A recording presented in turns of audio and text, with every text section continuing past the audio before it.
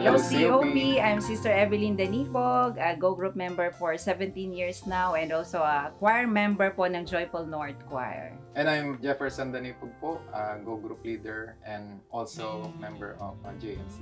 Nung bago kaming member ng COP, natutunan namin yung tinuturo ni Pastor Samral about tithing. Noong umpisa, napakahirap para sa amin kasi pareho kaming talagang minimum yung salary. Bagong mag-asawa din kami noon.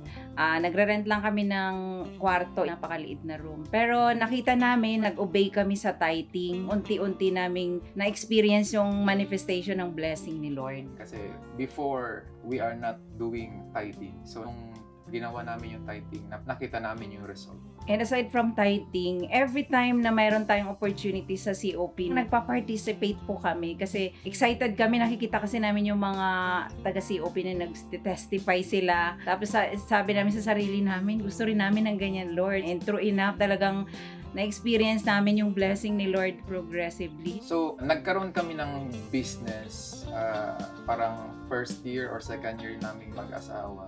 Pero nalugi kasi siya. So nagsabi si pastor ng significant seed. Kahit walang kita yung business, kahit nalugi siya, trinay namin na kung ano yung sales. As in sales, hindi yung profit. Yung sales nung month na yon, sinid namin yon. So from that year hanggang ngayon, kahit nung pandemic, nag-close na yung mga kasama namin ng mga computer shops, kami andyan pa rin, bukas pa rin kami. At tuloy-tuloy na nagpa-profit siya, nag-increase yung sales, yon kahit pandemic time. The second one was a prayer for Israel tour. First time naman na mag-request si pastor. One prayer request each. That was, I think, January or February naman. So, pinag-pray namin yung work ko na matanggap ako dun sa in-applyan ko noong December. And true enough, God is faithful. Natanggap ako dun sa work and I'm with this company for 15 years now. And every year, my salary increase. May mga opportunities for local travels, international training. Hindi po siya na mabilis or madali, pero kung titingnan mo parang hindi mo ma-imagine saan nanggaling yung mga opportunity na yun para dumating yung blessings na yun. Talagang hindi rin namin pinabayaan yung ministry namin. Na-experience din kasi namin yung manifestation ng blessing ni Lord nung talagang naging involved kami, hindi lang kami mag-asawa, kasama na rin yung mga anak naming lahat. Pagdating ng pandemic, nagkaroon kami ng wisdom para mag-acquire ng property. At praise God kasi nakapag-save naman kami nung mga time na nung wala pang pandemic. Kaya itong itong condo namin, na fully paid namin siya during pandemic. Nung nag-join kami sa Remain, another opportunity to para ma-bless na naman. Ang una naming in-acquire na lot, yung sa Bulacan. Yun yung pinaka-harvest namin, yung kabilang lot. Kasi every year, nagbi-visit kami dun sa lot namin. Nakita namin nakalagay for sale. And then, nung tinawagan namin, hindi namin alam na yung lot na yun ay katabi rin pala nung lot na na-acquire namin. Nagulat kami, magkatabi pala siya nung unang Remain vow namin. And then, praise God po, during pandemic, bigla na lang sinabi ni Jeff na, Mami, punta tayo sa Baguio. Gusto kong tumingin ng property doon. Part pa rin nung in-encourage ni pastor na mag-invest nga kasi 'di ba kung ano daw yung pagmamay-ari ng wicked, it will transfer to the righteous. So kahit nung pandemic time, again nakapag-acquire kami ng lot sa Samal. Praise God po kasi yung mga property na yun, hindi po siya ganun kamahal. Pero binabalik-balikan namin ngayon, parang grabe, parang nag-triple na yung yung price niya.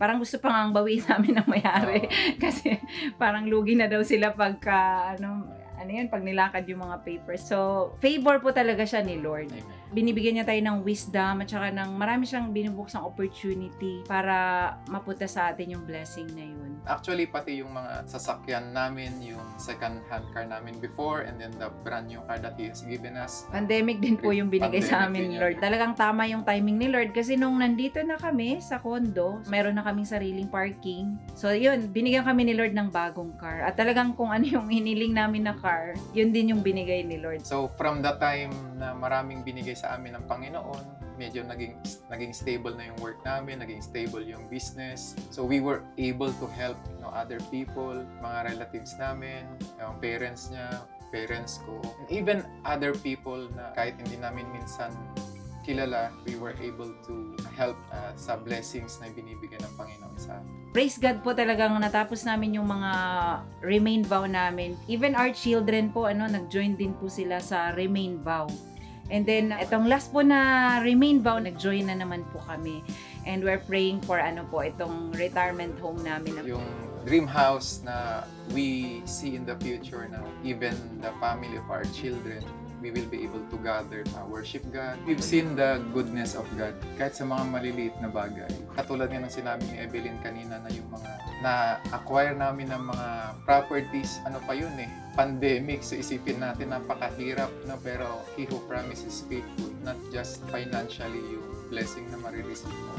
Yung wisdom na binibigay ng Panginoon, yung paano mo gagawin, yung mga plannings mo, gano'n. Ito po yung pinangahawakan naming verse. Sabi po sa John 15:5, Yes, I am the vine, you are the branches. Those who remain in me and I in them will produce much fruit. For apart from me, you can do nothing. Para sa amin, yung relationship natin kay Lord, napaka-importante po kasi doon po lahat magpo-flow. Yung heart natin para magkaroon ng generosity to sow a seed or to give, doon din po yun magpo-flow from our relationship from the Lord. Kaya COP family talagang we encourage you na yung vow natin or yung seed natin kay Lord, may harvest po talaga yun. God is not a taker, hindi niya kinukuhanan tayo. Binibigyan tayo ng opportunity ni Lord para ma-bless pa tayo.